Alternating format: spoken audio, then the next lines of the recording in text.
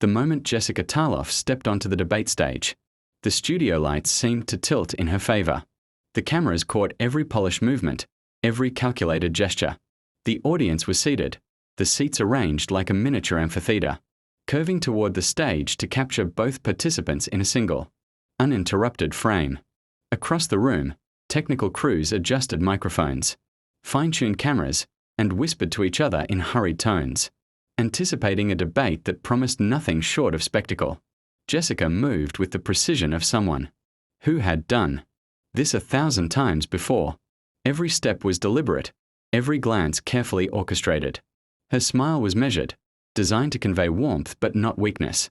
The crowd responded automatically, recognizing her presence as both familiar and commanding. And yet, something subtle lingered, a tension beneath the polished surface, like a spring waiting to be released. Opposite her, Captain Ibrahim Traoré stood silently, observing, a figure unmarked by the heat of the lights. He didn't fidget or preen. He didn't search for audience approval. His uniform was simple, his posture erect but relaxed, his gaze unbroken. He seemed almost part of the stage itself, yet entirely separate from the orchestrated drama unfolding around him. The contrast was striking, the show versus the reality, performance versus presence.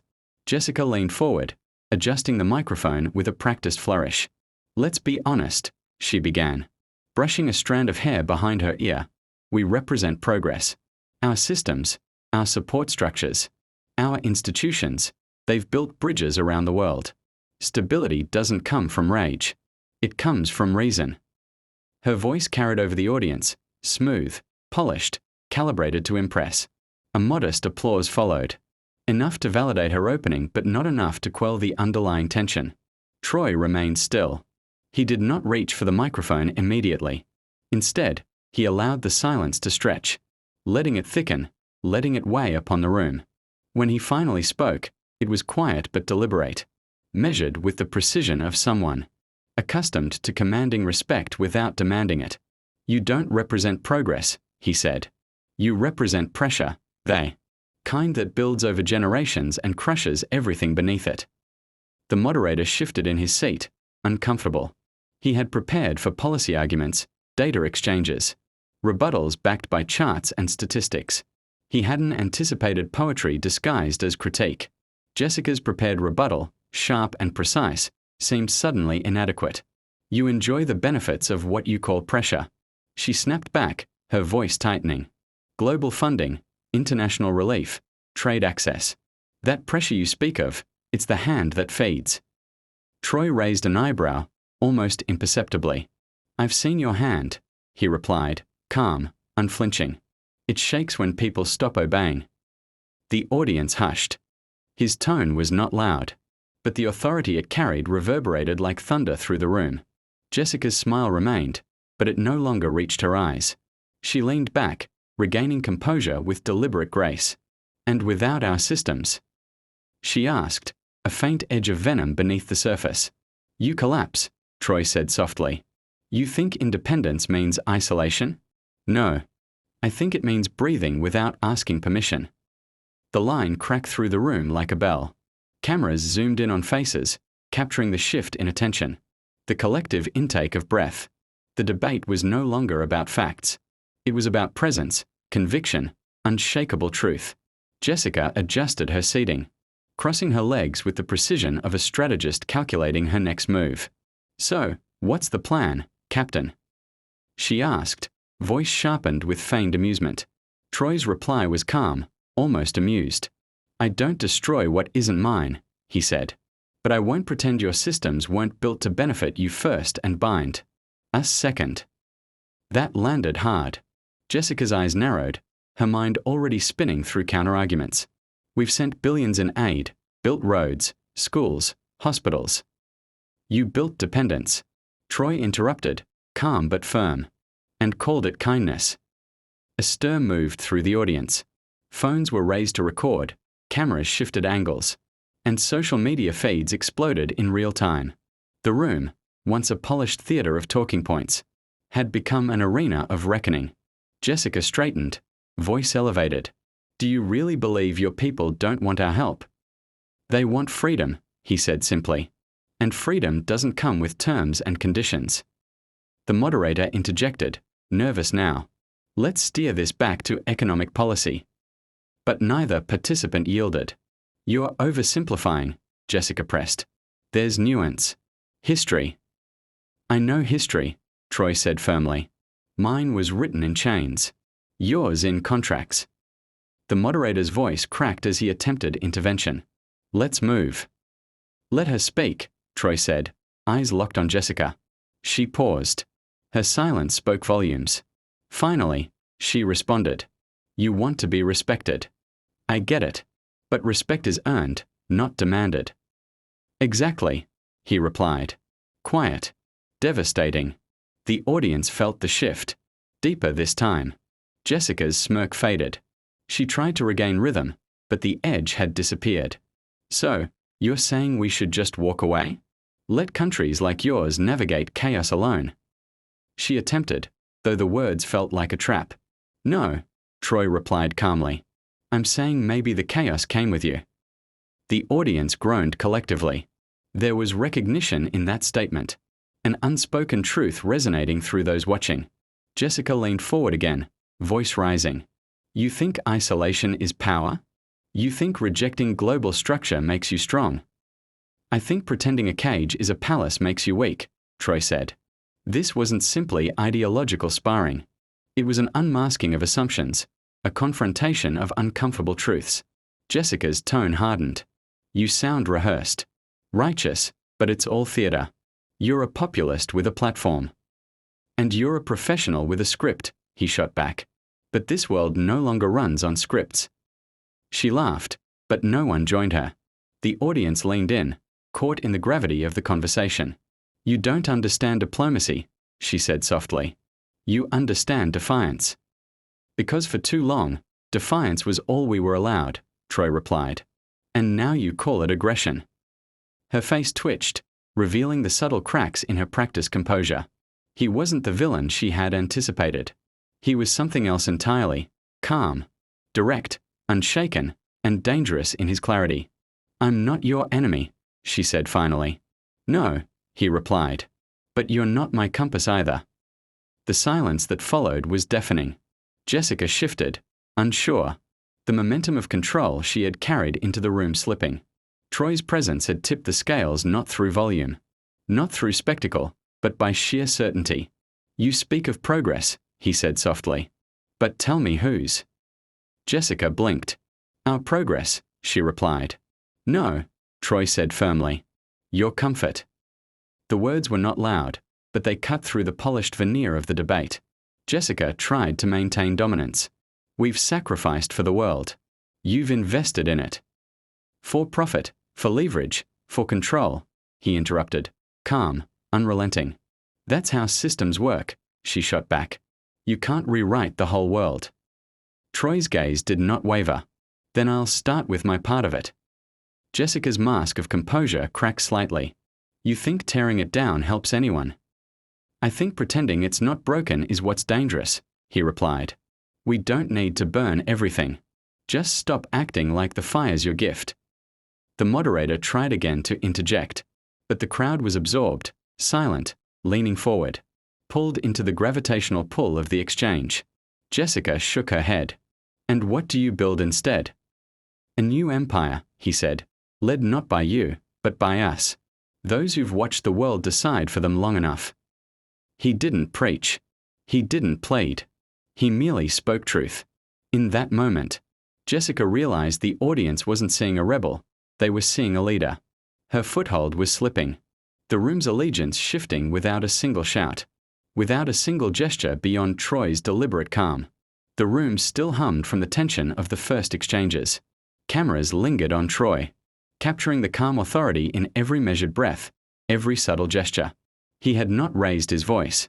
Yet the air around him seemed to vibrate with an unspoken truth. The audience was no longer merely watching. They were listening, weighing each syllable, sensing a shift they hadn't expected. Jessica adjusted her posture, smoothing her blazer. An instinctive gesture of control. She had faced opponents before, but none had unspooled her narrative with such effortless precision. Her eyes scanned the room, seeking allies, But there were none. The network crew whispered behind the glass. Producers tugged at their earpieces. Yet all their interventions seemed futile. Troy wasn't a player in the same game. They had underestimated the board he moved on. You underestimate the nuance of governance. Jessica began, voice regaining some measure of control. It's not about oppression or chains. It's about creating conditions where societies thrive, where economies flourish, where people are safe. Troy's gaze remained unbroken. And yet, your conditions often come with strings, Jessica. Always strings wrapped in polite smiles and deadlines, with handshakes that bind before anyone reads the fine print. The crowd shifted in their seats. Even those familiar with her composed demeanor sensed the subtle crack in her certainty. She leaned forward, emphasizing her point. Aid, development programs, partnerships, these aren't strings. These are investments in the future. Security, education, healthcare, they're universal rights, not bargaining chips. Troy's lips curved faintly, not in amusement but in acknowledgement of the rhetoric. And yet, how often are these investments leveraged? How often does aid come with conditions, dictating politics, economics, even cultural alignment? You call it partnership. We call it oversight, control, intrusion. Jessica's fingers tapped against the polished desk. Her response was methodical, rehearsed, a catalogue of achievements and interventions. Our systems have built infrastructure where there was none. Roads, schools, hospitals, centers of learning, commerce, communication. We have created opportunities where there was only stagnation. Progress does not occur in isolation. It requires coordination, integration, adherence to shared rules. Shared rules, Troy said softly, letting the words roll like stones across the floor. Rules for whom? For the comfort of the powerful? For the convenience of those who sit in conference rooms thousands of miles away, deciding futures without consent? The audience leaned in. The gravity of Troy's point was undeniable. He spoke with clarity, with lived experience, with the weight of centuries compressed into every carefully chosen word. Jessica's rhythm faltered. Her next line, crafted to assert moral authority, stumbled in the wake of his truth. You reduce complex histories to grievances, she said, voice steadier now but tinged with irritation. Without guidance, nations collapse. With partnership, they prosper. This isn't about power, it's about responsibility. Troy's eyes glimmered with intensity, calm yet sharp. And you call it guidance. I call it interference. Your responsibility often masks self-interest. You protect systems, contracts, networks of influence. But do you protect the people beneath them? Rarely. That is the distinction you fail to see. Silence fell once again. It was a silence that pressed, that weighed. That left no room for rehearsed talking points. Jessica inhaled, then exhaled, trying to reclaim the narrative. She leaned forward, attempting to reclaim dominance. We are not blind to mistakes. Systems are imperfect. But abandoning structure isn't the answer. Chaos doesn't breed freedom. It breeds suffering. Is it chaos, Troy replied, or is it autonomy you fear? You equate our refusal to bend to your design as disorder, but it's not disorder. It's choice. It's life lived without terms and conditions you dictate. The moderator, increasingly uncomfortable, tried to redirect. Let's focus on economic policy. No, Troy interjected quietly but firmly. Economic policy without freedom is tyranny in another form. You can dress it in charts, graphs, and projections, but underneath, it's the same old structure you've imposed for centuries. Control dressed as charity, domination dressed as diplomacy. Jessica's lips parted, searching for an argument that would land. She adjusted her notes, flipping through sheets as though the facts themselves might strengthen her position. But Troy's presence overshadowed them all. He wasn't making noise. He was making certainty. You believe your programs emancipate, he continued, voice steady. I believe they bind. You claim to lift people up, but you measure progress by how much you can influence their choices. True progress is agency, not compliance. True freedom is not what you hand out, it is what one claims for oneself. A murmur ran through the audience. Cameras zoomed on the reactions of journalists, experts, and spectators alike. Even those predisposed to agree with Jessica felt the weight of Troy's assertion. She tried to pivot, raising her voice, injecting urgency into her cadence. You make it sound like our contributions are sinister, as if we act with malice. That isn't fair. Aid, partnership, guidance, these save lives. They create infrastructure where none existed. They prevent famine, conflict, and disease. How can autonomy alone address these challenges? Troy's eyes narrowed slightly, though his voice remained calm, measured. Autonomy doesn't mean isolation. Autonomy means self-determination. It means deciding priorities, defining paths, choosing leaders, and shaping institutions without having them dictated from afar. Survival imposed by external forces is not freedom, it's dependency. And dependency can masquerade as protection. The room leaned forward again. Troy's calm, measured words had transformed the atmosphere. The audience no longer observed a scripted debate. They experienced a confrontation between assertion and authority, between rehearsed rhetoric and unyielding truth. Jessica, sensing the tide turning, pushed harder. And what about the dangers of rejecting structure? Without global cooperation, countries risk instability, economic collapse, regional conflicts. Is that the future you envision? Troy shook his head gently, almost imperceptibly. You underestimate the strength that comes from roots, from history, from resilience. We have survived imposed isolation. We have thrived despite chains and occupation. Stability enforced by your systems is not stability, it is obedience, disguised as security. True stability arises from strength recognized internally, not coerced externally. The moderator cleared his throat, attempting again to intervene. Please, let's return to policy specifics. Troy raised a hand, signaling not confrontation but redirection. Policy is meaningless if it ignores people.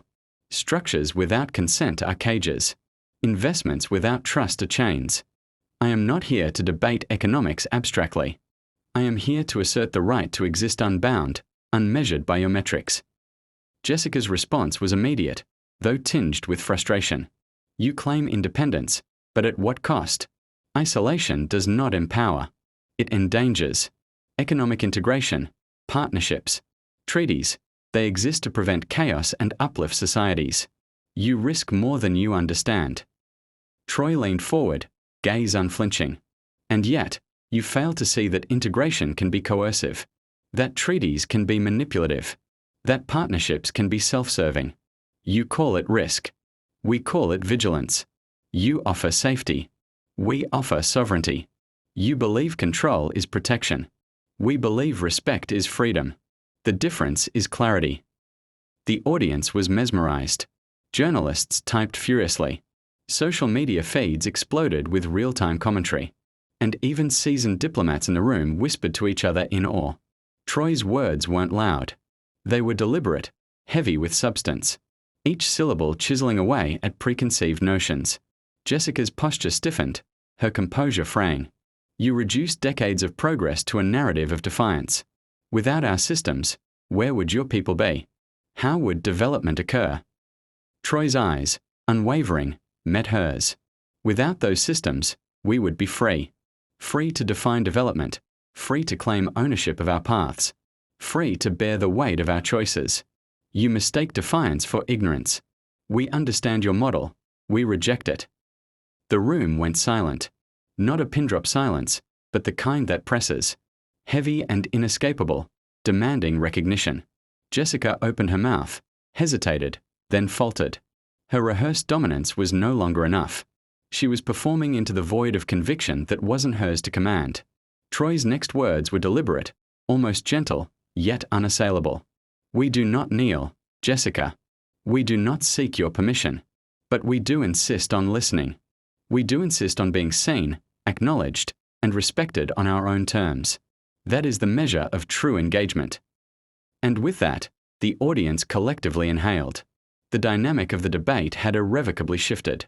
Troy's calm presence, his unwavering conviction, had rewritten the rules. No louder voice, no crafted statistic could undo the tectonic shift his words had wrought. The studio lights no longer seemed to favor anyone. The audience sat in a quiet tension, caught between spectacle and revelation. between rehearsed eloquence and unyielding truth. Jessica Tariff's posture had shifted. Her once polished confidence was now layered with subtle unease. She was searching, instinctively, for footing she no longer fully possessed. Across from her, Captain Ibrahim Traoré remained steady, unshaken, his calm presence dominating the room more profoundly than any shout, any chart, any scripted line ever could. "You continue to frame defiance as threat," Jessica began, trying to reclaim command of the narrative. "And yet you fail to recognize that systems exist to prevent suffering, to maintain order. Without oversight, chaos thrives." Troy's gaze did not waver. Order without consent is tyranny. Oversight without agreement is chains. You call it prevention. We call it imprisonment. The audience shifted forward. Journalists scribbled notes. Photographers adjusted lenses. And the murmurs that had begun as whispers now carried the weight of collective reckoning. It was clear. This was no ordinary debate. This was an exposure of assumptions, a confrontation of hidden histories, and a redefinition of what it meant to lead. Jessica's voice rose. "You underestimate complexity. Infrastructure, healthcare, trade networks, these are not chains. They are lifelines. Without these systems, entire populations would suffer.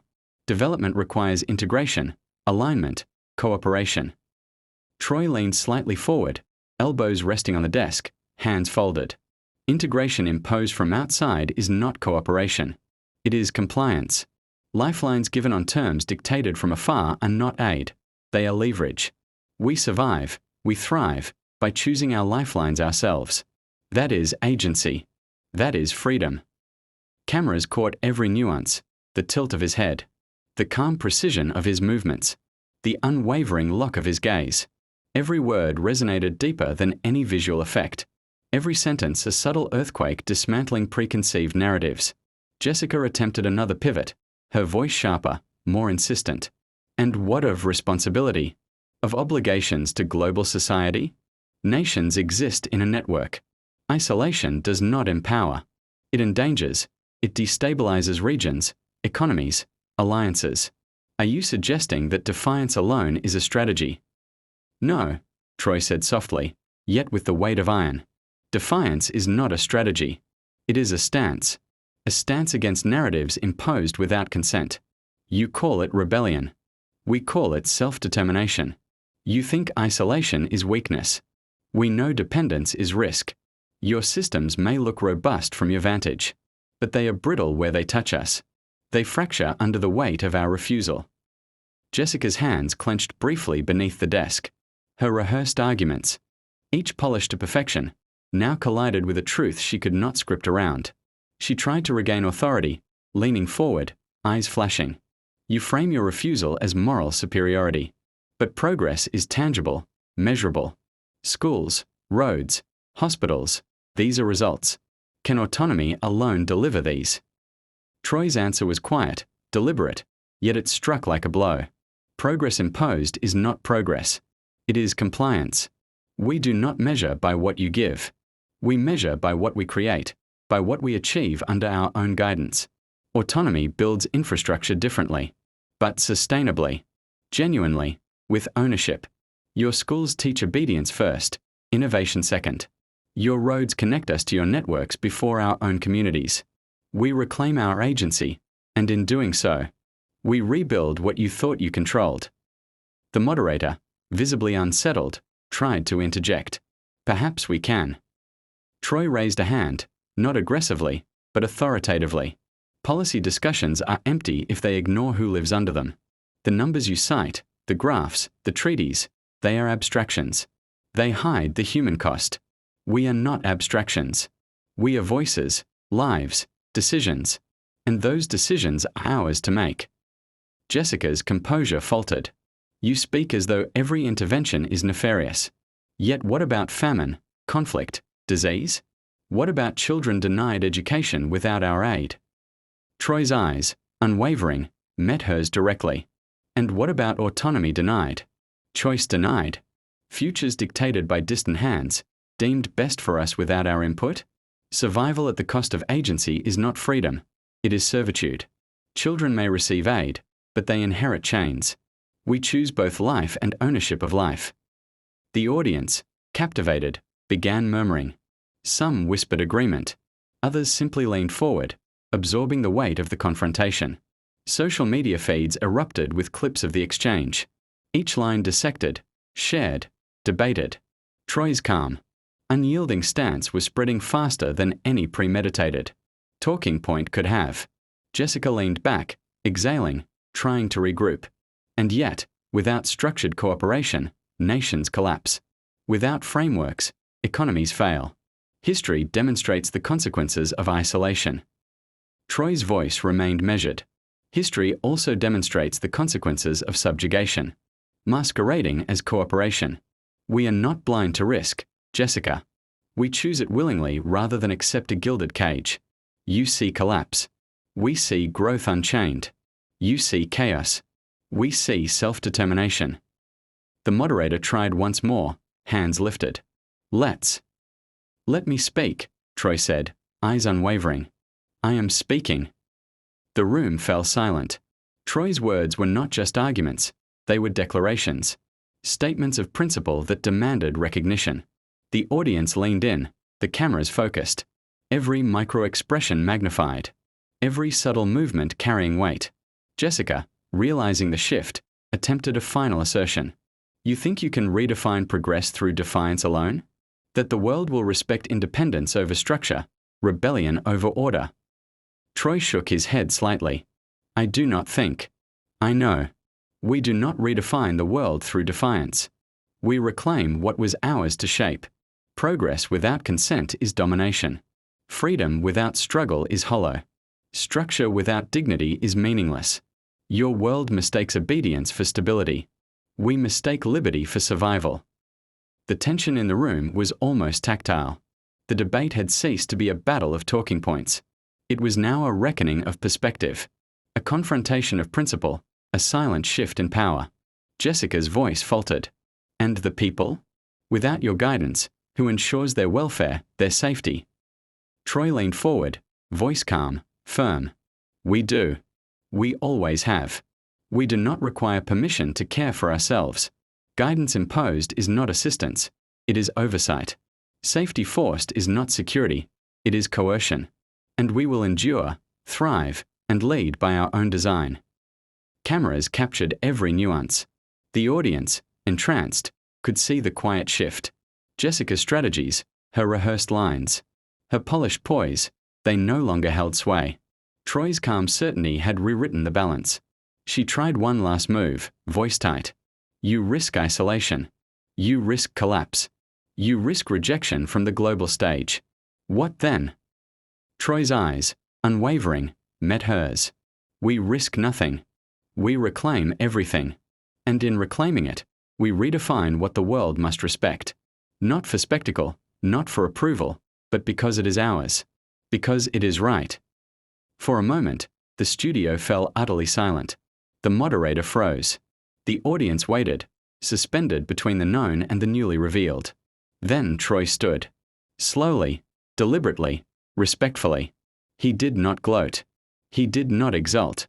He simply rose, a figure of quiet authority, embodying the weight of centuries of experience and unbroken will. Jessica remained seated, stunned. Her once commanding presence reduced to quiet reflection. The clip, brief yet profound, would go viral within minutes. We understood. We just reject it. The words reverberated beyond the studio, echoing across borders, continents, and social media platforms. Behind the scenes, producers whispered urgently, "Can we get him back? Someone stronger." Another panel. Troy's departure rendered their concerns moot. The debate was not a contest of charisma or rhetoric.